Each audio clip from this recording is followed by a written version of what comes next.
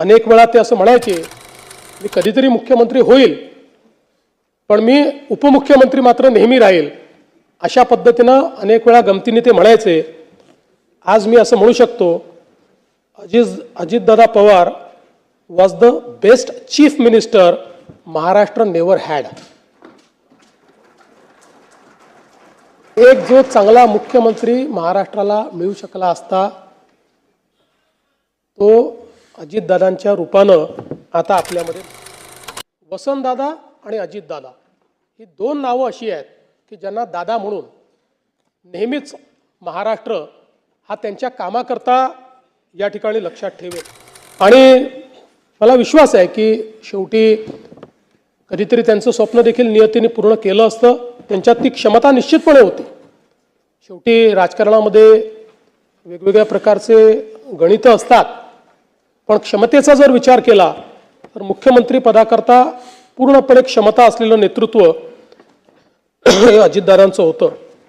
खरं तर मी असं म्हणेन की राजकारणामध्ये आपल्याकडे अनेक नेते आहेत, अनेक दादा आहेत आणि सगळ्याच दादांनी चांगलं काम केलं आहे. पण म्हणून मला असं वाटतं की त्यांच्या स्वभावात पारदर्शकता होती. पोटात आहे ते ओठात आहे आणि जे आहे ते तोंडावर बोलून टाकायचं. तोंडावर बोलताना दादा राजकीय परिणामांची फारशी काळजी करत नव्हते. आणि मला असं वाटतं की राजकारणामध्ये असं अनेक वेळा तुम्हाला पॉलिटिकली करेक्ट राहावं लागतं, पण पॉलिटिकली करेक्ट राहणाऱ्यांपैकी दादा नव्हते. त्यांना जे वाटलं ते स्पष्टपणे रोखठोक त्या ठिकाणी बोलायचे.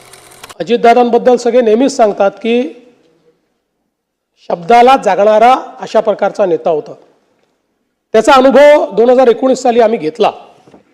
2019ला ज्यावेळी आमचं ठरलं की सरकार तयार करायचं, त्यानंतर काही कारणाने तो निर्णय त्यावेळी त्यांच्याकडे वरिष्ठांनी बदलवला. पण दादांनी त्यावेळेस भूमिका घेतली की नाही, मी शब्द दिलेला आहे, मी शब्द मोडणार नाही. आणि आम्ही सरकार तयार केलं, शपथविधी घेतला.